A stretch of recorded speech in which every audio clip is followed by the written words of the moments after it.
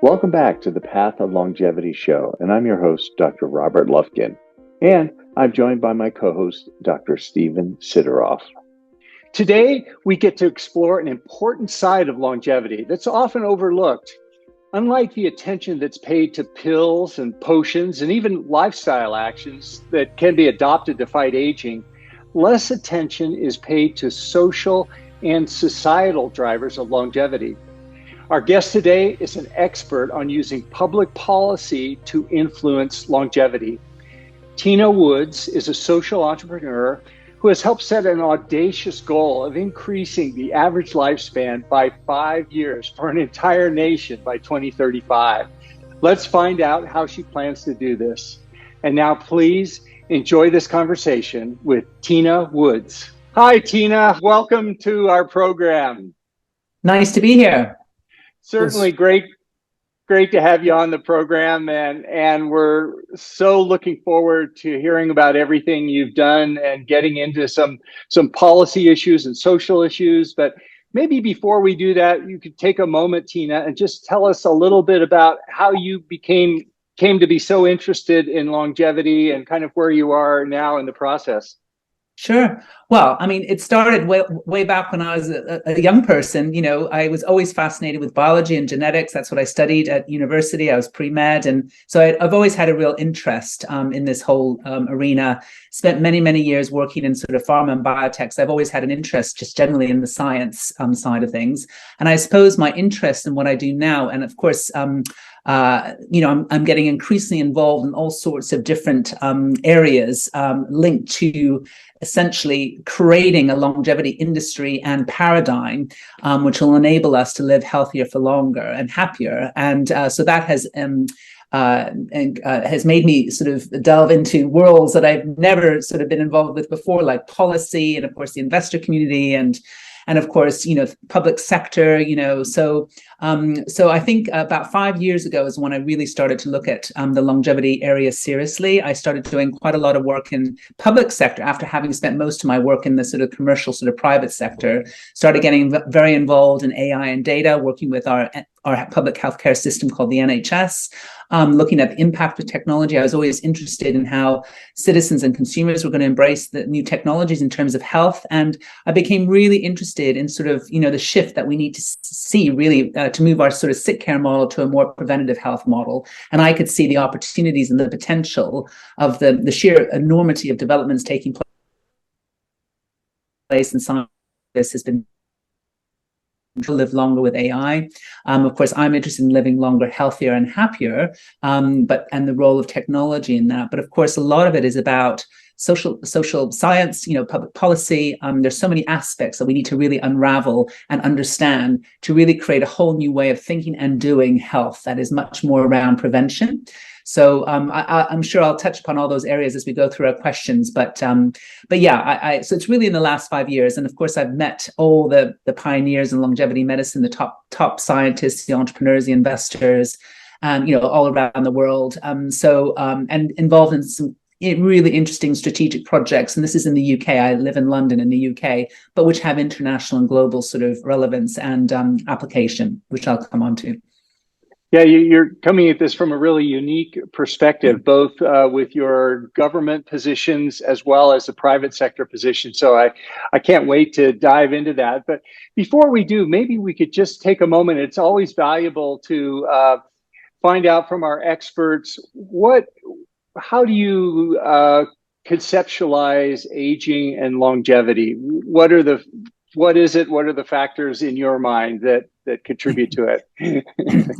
So I think it's interesting how you've even talked about aging and longevity. So there's a whole big debate, as you probably know, about the whole language that we use. And I think it's gone through a lot of sort of quite an evolution, actually, because when I first started really getting serious about this whole field, people would talk about longevity and they'd immediately think about radical life extension and more immortality and being able to live forever and all that sort of stuff. And the, Silicon Valley sort of, billionaires all wanting to, invest in all these technologies and therapeutics to help them live a very, very long life. And of course, when you've got it good, that's probably, not a bad thing to do.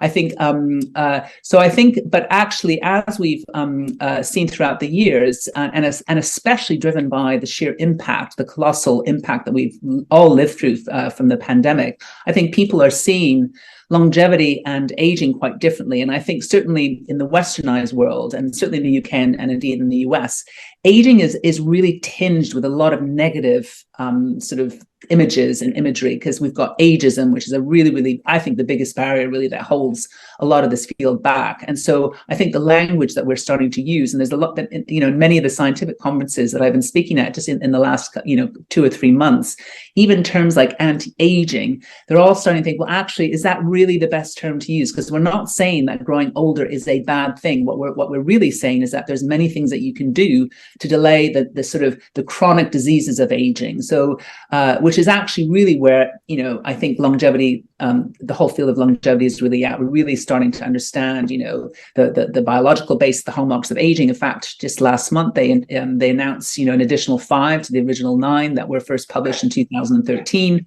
inflammation being one of those 5. So as the field is becoming much more sort of savvy and really understanding, the different hallmarks of aging and also the interdependencies and the links between them, it's hugely complex.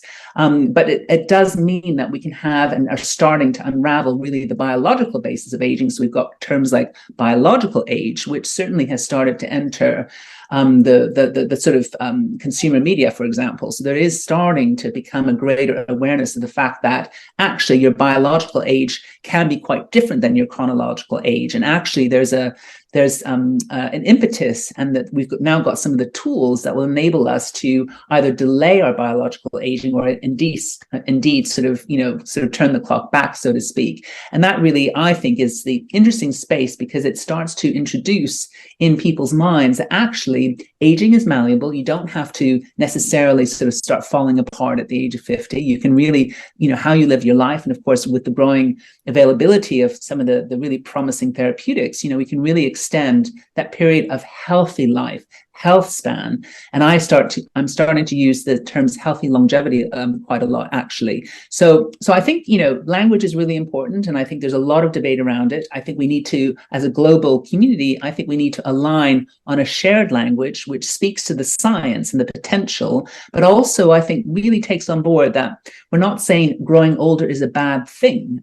It's about tackling the chronic diseases of aging. That's a good thing that we can do. So this is where using a language that doesn't get dragged down by ageism, which is deeply a cultural thing in many countries, which is going to take a long time to sort out, unfortunately.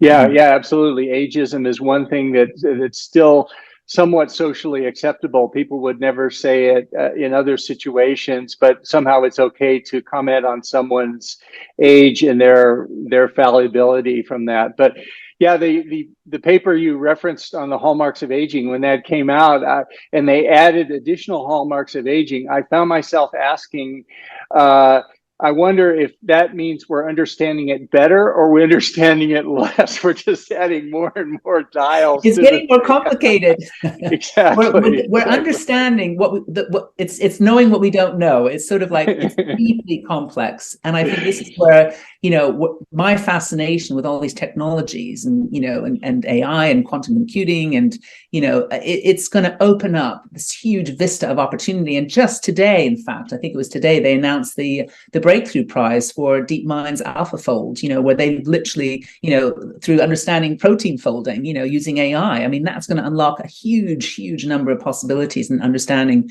the aging process. So, we're on the cusp of a massive explosion of understanding, but it's very complex. I mean, we as human beings and as biological systems, we're very, very complex.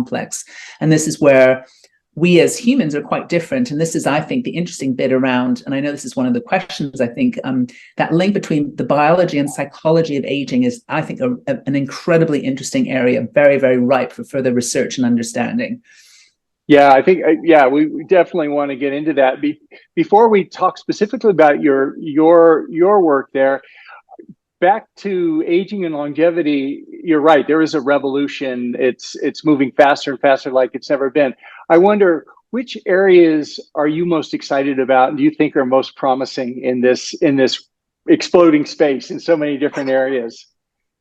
It's so difficult because there's just so much. So I've been recently fascinated. I mean, I think the whole gut microbiome thing is absolutely fascinating because even with the twin studies, that have been at King's, really showing that even if you're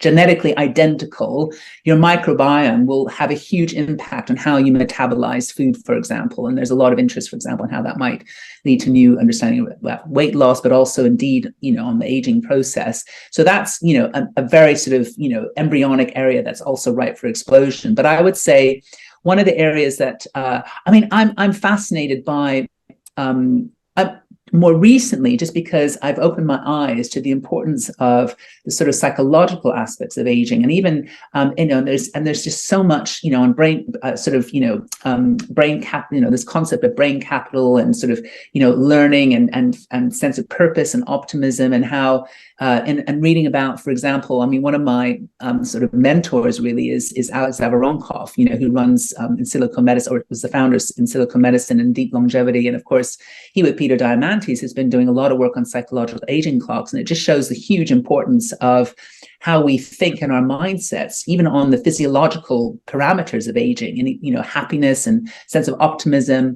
These are all hugely important concepts, which are just the beginning of. We're just beginning to start to scratch the surface about how that will impact on how all these animal studies, for example, are going to play out in humans, because we have to remember, there's been a huge interest and appetite, is certainly in biotech, and of course, with sort of metformin and rapamycin and the senolytics and so forth. But let's remember that they're only just starting to enter into human studies, and I just think that whole next stage of understanding will start to open up, and also, understanding, how human beings think, our sense of purpose, social connections, our sense of optimism, how that will also be really important factors. So I think, and this is why the ageism thing is so important too. In those societies where people tend to live very, very long lives, yes, part of it might be diet, and yes, of course, it's going to be linked to exercise. You see that in Japan and areas like Sardinia and Italy, for example. They live in small communities. They do a lot of walking. It's integrated in their lives. They eat Mediterranean diets or fish-based diets in Japan. But actually, a lot of their longer lives, I think, are attributable to the fact that they live in sort of close communities, family sort of centered sort of communities, and they have they are venerated for their age, and it's not a bad. Wisdom is a good thing, So I think these are really, really interesting areas for further exploration. And I think the scientists need to come together with the, with the social scientists. And I think, there's going to be a lot of, really interesting discoveries opening up. And even, for example, you probably know that there's been a lot of resurgence of interest in, for example, psychedelic medicine, for mental health, for depression, OCD, etc. But they're also looking at it in the context of aging. In fact, they're even looking at it from the anti-inflammation properties, for example, LSD and dementia. So I just think, we're on the cusp of giant sort of discoveries linking to the biology, but also the human bits, our behavior, because we are very complex animals. The way that we behave and what motivates us as individuals are hugely influential in our whole aging trajectory. Yeah, it's interesting you say that. In creating this summit, Steve and I intentionally working together. Steve is a clinical psychologist by training. We intentionally, our vision for this, by calling it Reversing Inflammation Summit, we added body and mind longevity medicine, because we think, just as you're saying, one area that hasn't received the amount of attention that's due in longevity is the mental portion, the resilience, the stress, all those things that it's so important. We hope to bring them out in this summit. So I think you pointed to something that is so important, and I think is under recognized, I think, by, well, we get distracted because the science and the technology is so exciting and there's so much investment going to this space.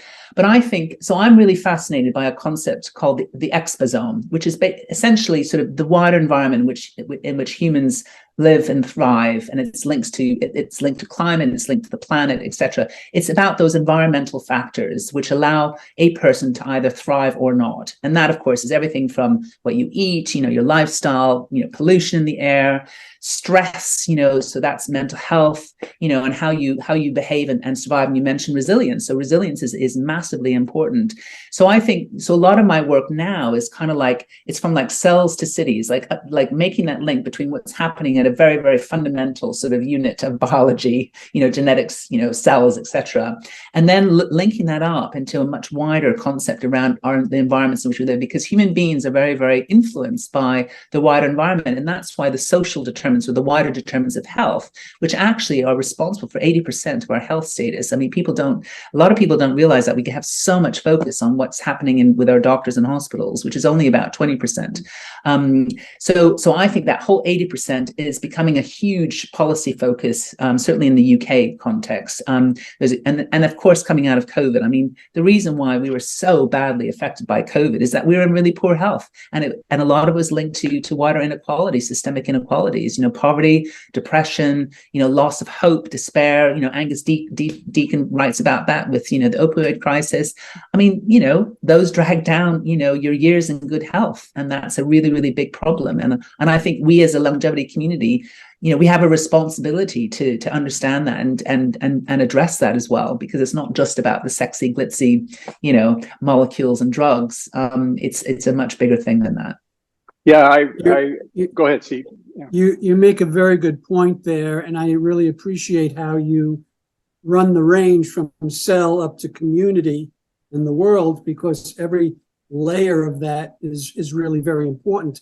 One of the other distinctions between a lot of the medical and the psychological is that the medical is something being done to you. Yes. As the psychological is really about learning to heal your body and develop a notion of balance, physiological, psychological balance, which then affords you the best chance to take advantage of all the externals that are being developed. Absolutely. No, and that sense of, and I think a lot of it is about that sense of agency that and with that you need the knowledge, but you also need the wider environment too. And I think that's the difficult bit, and that's where this is where policy and government have a really important role to play, is because not everyone has it good. We are very unequal as a society, and certainly in the US is the same as in the UK. And there's only so much agency you can have if you are in a really, really poor, if you suffer from lack of education, and you've got crime in your area, you can't send your kids to the playground because you're worried about gangs. These trap people in a place where no matter what you say, their sense of autonomy and agency is obviously going to be compromised. So I think this is where public policy and government have a huge role to play. And we kind of have to ask ourselves the question: what kind of society do we want? Which is the big question. Yeah, I just want to underscore your point about the exposome, that's really the main driver. All the environmental factors, all the lifestyle factors, the social, the psychological factors, and we want to look to our grandparents for longevity and genetics, but the numbers now, it looks like it's less than 10% of an effect, depending on which study you quote. So more and more, we do have agency. It's in our hands what we want to do with it. Looking over your work, one of your famous quotes, I don't know if you still stand by it, was that you've set an audacious goal of increasing the average lifespan by 5 years for an entire nation by 2035. I don't know how that's going. In the US, we're actually shortening the average lifespan. It's gone down, but we've had a blip with COVID, of course. Of course, yeah. So, listen, it's a very, very, very ambitious goal, and in fact, unfortunately, we've gone backwards. And I think this is partly because of COVID, but I think COVID has taught us a huge lesson. I think it's really shown the spotlight, again, going back to the wider determinants of health.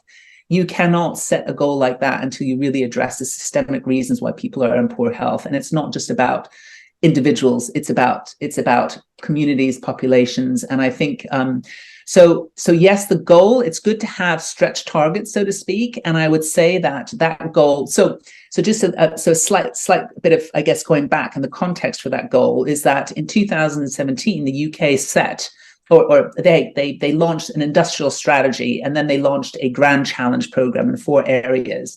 And they set that goal to kind of be the target, again, using technology and investment going into the space, and especially in the Aging Society Grand Challenge, which is where I was doing a lot of work, is setting that goal for 5 extra years of healthy life expectancy while minimizing health inequality. So that was also an important part of it.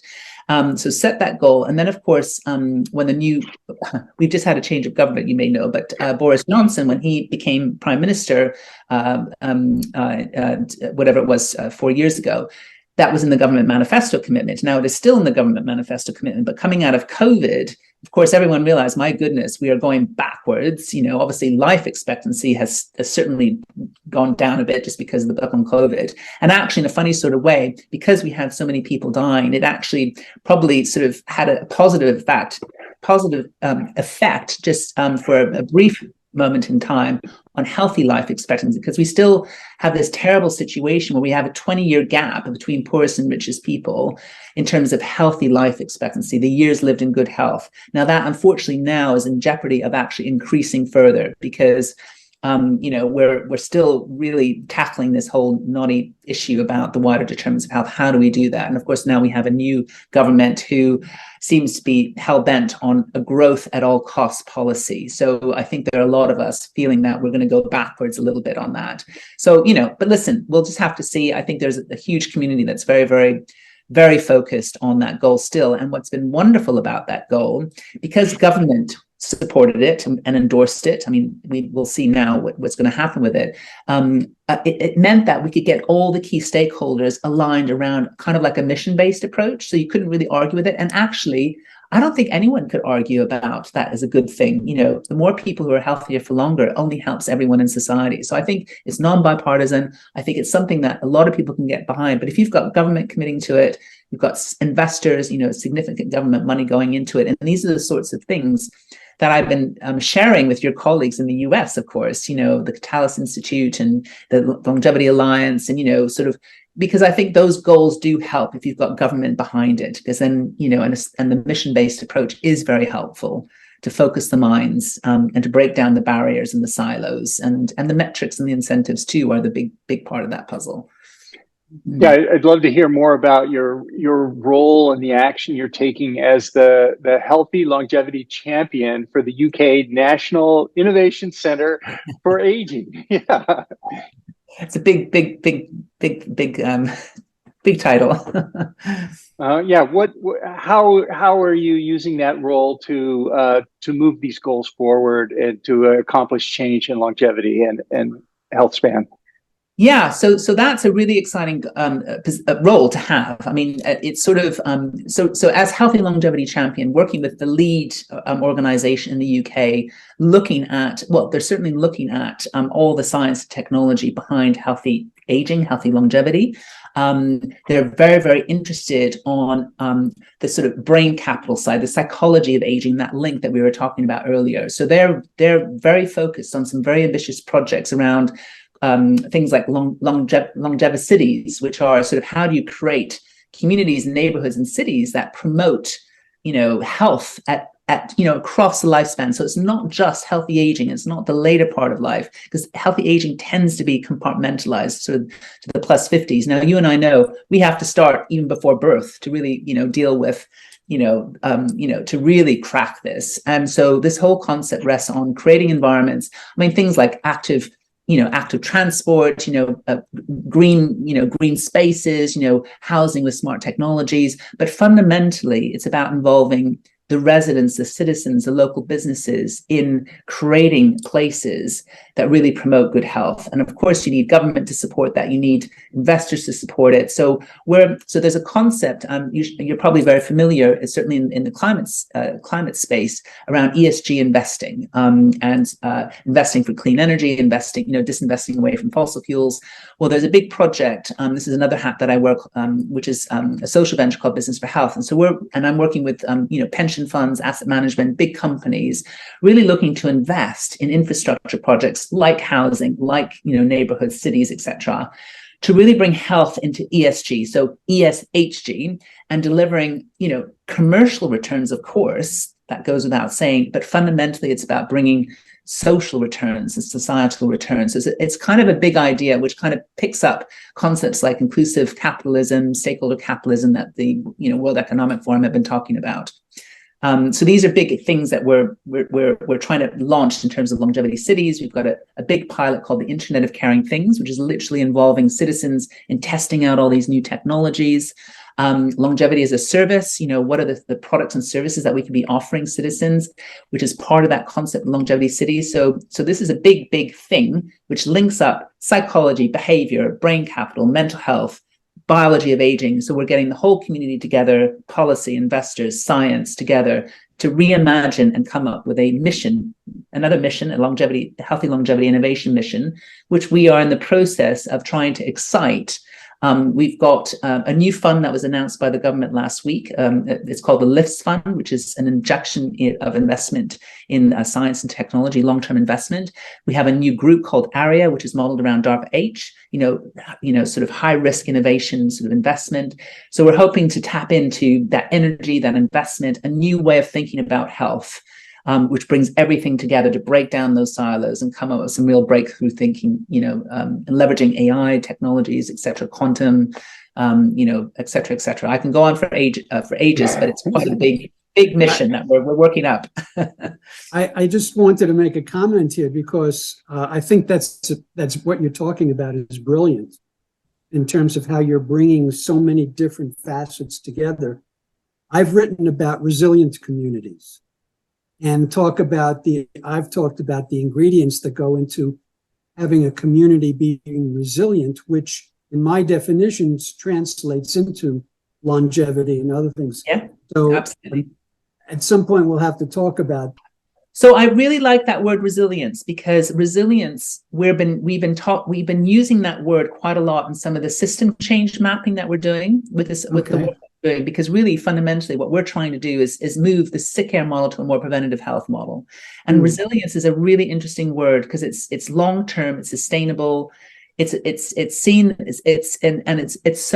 and there's a whole big international effort called the Reform for Resilience Commission. I don't know if you're aware of that, but it's a multinational effort, and the UK have been involved in that.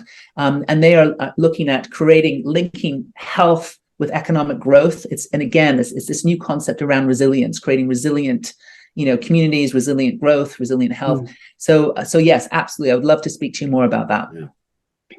Could you talk about the longevity cities? That sounds interesting, like Steve's resilience centers, but what's in a longevity city? What is that?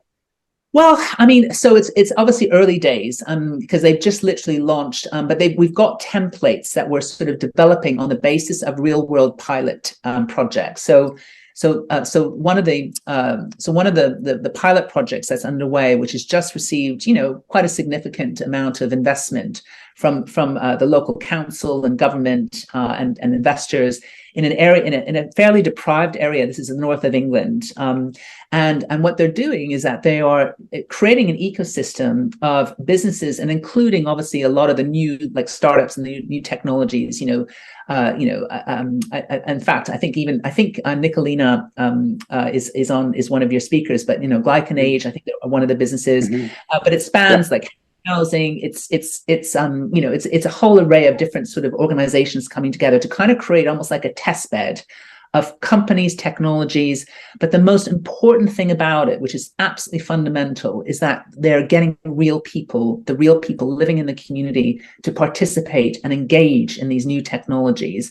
And then through the data capture and through the understanding of how citizens are engaging, whether it's on the high street, like in retail centers or whatever, they're understanding how people are behaving in their normal environments and what will nudge them towards more healthy behaviors. So it kind of picks up on some of the other kind of smart cities that we've been hearing about. Like, for example, the Google funded project, Sidewalk Labs, for example, I think it's called, which actually had a huge public outcry because they were worried about tech sort of eating, abusing the data that they were capturing on citizens, because they didn't do a consultative process with the local community, which is, I think, a big lesson that that was learned from that. But in this case, and this is actually one of the other things that we're looking at, is how you create data frameworks, data governance structures, in which citizen trust and how data is being captured and used to get those insights to understand human behavior is done with citizen consent, and actually is in the end used to drive up research, which then goes back, again, that concept that I talked about earlier, ESHG, is about, delivering on the public good and understanding. So I think there's a massive, and this is one of the big ideas around the longevity mission, or healthy longevity innovation mission, is capturing that data in big we've got a concept called trusted research environment. So taking that concept where you have reservoirs of data, where, you have trusted researchers accessing that data to further research. And this is where biomarker research could benefit so hugely from those trusted concepts, trusted research environment concepts. There's no reason why you can't actually do the same thing with commercial private sector data. So these are some of the ideas that we're exploring in the Business for Health work that we're doing. How do you access private sector data, public sector data for the benefit of citizens, public good, that delivers commercial returns for organizations and investors? But, so it's a whole new way of thinking about it, and the ecosystem. So it's really very exciting. It's a whole new way of thinking about data, technology, involving citizens in this in a way that they will trust. And of course, make money for companies. We can't forget that either. So, but in a way that benefits everybody in a win-win. Yeah, I love that you're looking at public policy and affecting health along with the private sector, combining them to do things. Another one of your quotes came somewhere was that one of the underutilized risk factors for longevity is simply the zip code where you happen to live. If you could wait, yeah, absolutely. It underscores the social effects on longevity. But if you could wave a magic wand and change on a public health policy scale, if you could change one or two things, what you think would have the greatest impact on health and longevity for people right now? Well, I mean, there's the quick wins and the longer term gains. I do think we just need to, everyone needs to wake up, that to be able to really tackle the really big challenge that we've got. I mean, our current healthcare system, and I'm sure the US are on a similar path as us. It is so unsustainable at the moment, particularly with the COVID, post-COVID. We've got gigantic backlogs. We are spending more and more of our taxpayers' money effectively subsidizing a system that is not fit for purpose. It cannot cope. It is unsustainable. As much as we love it, which we all do, we have to understand there has to be a long-term system-led approach to solving this. There has to be an understanding of the importance of prevention. Now, how do we do that? So this is where I think the business community is so exciting, because I think the business community and the investor community, taking a leaf from climate, are recognizing that there is a significant commercial opportunity by getting this right. Patient capital, waiting for the long term. It's not going to be a quick win, but it has to be done in a very, very different way, because the problem that we have at the moment, everything is short term. Political cycles, the NHS budget cycles, our healthcare system. We have to take a long term view, and I think this is where the business world could be really, really important, be a significant positive disruptor. So this is why I think. But ultimately, I do think it is up to all of us to understand that we can do something about our health. It is not something that we just need to leave to be fixed by a doctor. So I do think greater awareness, anything from a behavioral change perspective that can change our behavior, is only going to be a good thing. So this is where, all the new technologies, which all the big tech companies know, they know us, how we behave as human beings. We've got to really understand, how we can encourage all of us to do more, to do our bit to, in proactive, prevention, combined with the investor business community, combined with government support. So it's just, we just have to think differently. Sick care is not working. Prevention is always better than cure. We've got to spend more on the cure, the prevention bit. And so what do we do about that? It's awareness. In schools, for example, we've got to teach our kids how to cook healthy meals. It starts right from day zero.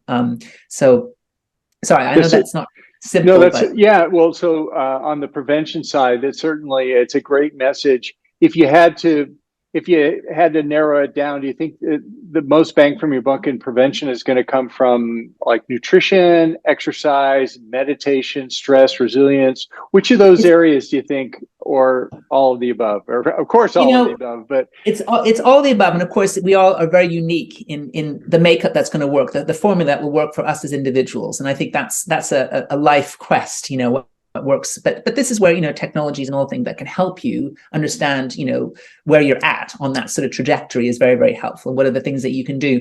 But let's remember that no pill, whatever comes through in the next sort of few years, can undo the effects of bad lifestyle, poverty, stress, etc. Right? Because that'll take 10 years off your life right away. We also know that the placebo effect adds 2 years automatically. This is what Brian Kennedy says about all the studies that he's doing in Singapore.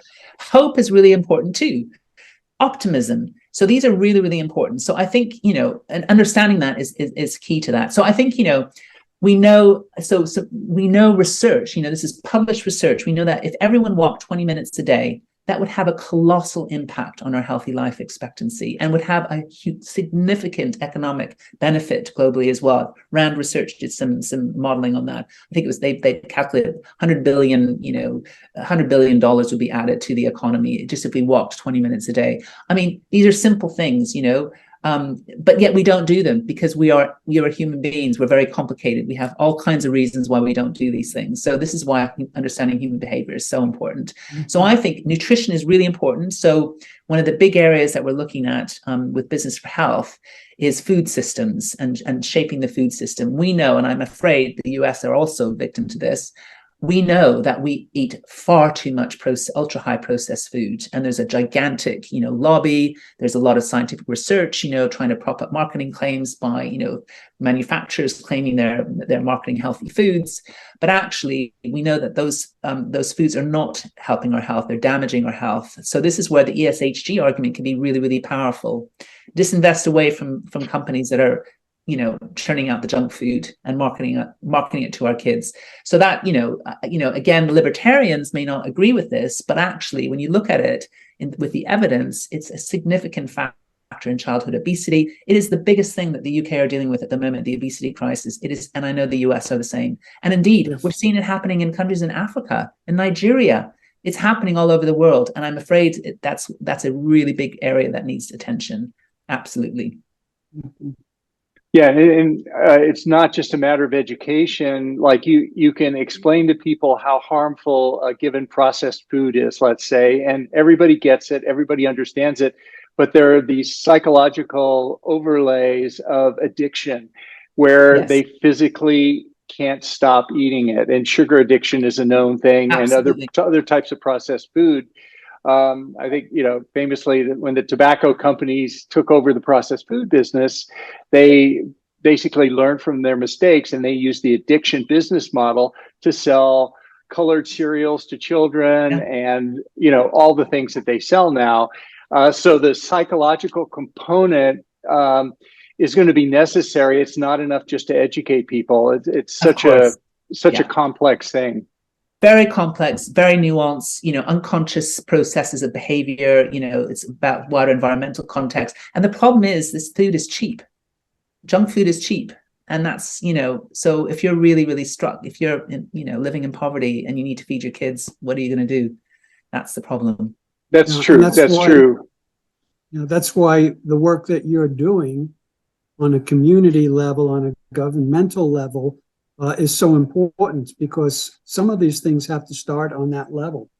It does, yeah. And I have to say, in the United States, at least, I can't speak for UK, but one reason junk food is so cheap is that there are incredible subsidies for corn and soybeans, so that these grains, these junk food type products, don't have the cost at market value. And then the other side of the coin is too, is as much money you save by eating poor foods, it ultimately may not make up for the cost of the chronic disease. Even in a system where healthcare is free, there's still a personal cost for being sick, and all these other things. But so yeah.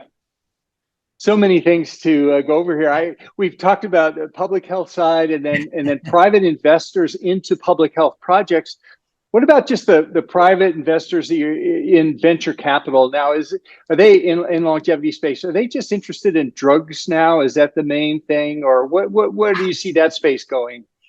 I mean, yes, of course. I mean, the drugs, but it depends on how you sort of see the longevity industry, because it's quite broad, actually. I mean, yes, they're the hardcore sort of therapeutics and the senolytics and the molecules bit, and of course biotech are investing heavily in that bit. And then I mentioned the new kind of things that are coming on stream, like the psychedelics that are looking at it, and so there's a huge focus on that. But then there's also like age tech, the technologies for assisted living, there's that. And then of course there's what I call, and of course, financial resilience and well-being. There are all these products and services to help you plan for a longer life. So it kind of, and of course, getting that right, sort of financial resilience, your health resilience, psychological resilience. I sort of see them, they're all in a spectrum, because they all, and going back to the wider determinants of health discussion, these are all really important in terms of increasing your healthy life expectancy, your trajectory, and what you can influence to kind of give you a happier, healthier, longer life. You need to have your finance, you need enough money to live on, you need the hope, you need things that you need the learning, the educate. So even education, for older people to keep engaged, and things that they love to, learning. I mean, I can't imagine the day that I stop learning is the day that I'll die, feeding your passions, your interests. So I think it really depends on your definition of longevity. And I think that, again, is another opportunity to kind of, with a whole range of sort of, life products, I call them life, to help you manage your life, which is, yes, the biology, the finances, everything. Because actually the data, on your life, is there around you. And this is the really exciting thing. And this is where we can talk a lot about, the longevity cities concepts, because we're all, and of course, big tech knows this, that the data exhaust, that we generate on what we do in our lives, it gives us a huge understanding, which of course, tech uses all the time to understand our preferences, our choices, and offering us things. Well, let's make sure we can use all that to nudge us towards healthier choices that will help us have a healthier, longer life. Well, in your experience, what's wrong with the system if you're in a country that a large part of healthcare is paid for by the public sector, and there's evidence showing that certain behavior leads to certain diseases? Why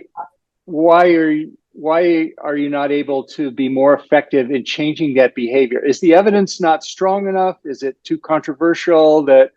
What kind of pushback are you getting? I mean, why isn't this a slam dunk? I mean, wear a CGM, don't do this, and da da da. I think certainly in the UK context, I think we're addicted to our healthcare system. I think literally we assume that they're going to solve all of our problems, and that is the problem. And I think that's actually one of the drawbacks of having, a publicly funded healthcare system. We become dependent on it because we think, oh well, it's there to fix us when things go wrong, and we fund it through our taxpayers' money. So I think the cultural bit around how we think about health is the most difficult thing to dismantle. And of course, it's very politicized because the politicians, they're too scared of saying, listen, this system is not working, because they will get because we're so wedded to it, we're so addicted to it, we're so in love with it, that, so it's like, it's dangerous to even like tinker with it. So this is the real dilemma that we face in the UK. But I think we've reached a point now where I'm afraid, we have got such a problem on our hands. I think we're going to need to come up with something quite bold and radical pretty soon. So I'm looking for, I'm working with the stakeholders, and hopefully we'll come up with some approaches that will help, change this mindset. And I think it will come from the general public. They'll realize, because already they're not getting, they're on waiting lists forever. We're seeing people having to turn to private health, just to get the care that they need. So it's by stealth, it's already happening through sheer, necessity. So I think that some big changes are in store, I'm sure, just because it's just so unsustainable at the moment. But this is, I agree. And this is also the reason why understanding the psychological nature of all of us is so important. Yeah. When I began doing workshops in stress, I thought that was a slam dunk. Everybody wants to manage their stress, until I got into it and really discovered all of the resistance that people have, partly because of their emotional wounding, and partly because of the lessons they learned in childhood. And all these things create conflicts in individuals that actually get in the way of people doing what would be in their own best interest. So it's again another. I couldn't agree with you more. Yeah, absolutely. Absolutely. I couldn't agree with you more. Yeah, that's a great point, Steve. Well, thanks so much for taking time to speak with us today. Tina, how can people, by the way, I have to say, I loved your book, Live Longer with AI. I love AI and all that's going, but it's specifically looked at how artificial intelligence is helping us extend our health spans and live better too. It's a great book. I want to recommend it to everybody out there.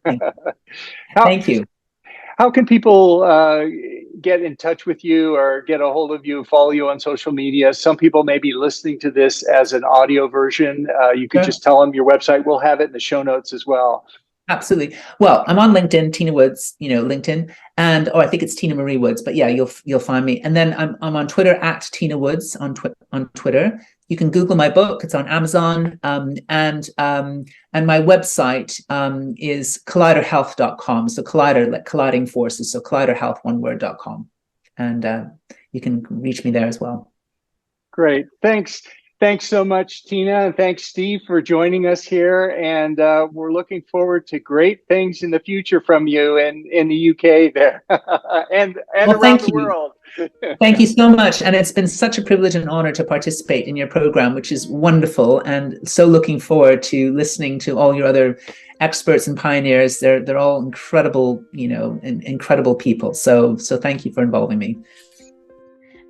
This is for general information and educational purposes only, and it's not intended to constitute or substitute for medical advice or counseling, the practice of medicine, or the provision of healthcare, diagnosis, or treatment, or the creation of a physician-patient or clinical relationship. The use of this information is at their own user's risk. If you find this to be on the value, please hit that like button to subscribe to support the work that we do on this channel. And we take your suggestions and advice very seriously, so please let us know what you'd like to see on this channel. Thanks for watching, and we hope to see you next time.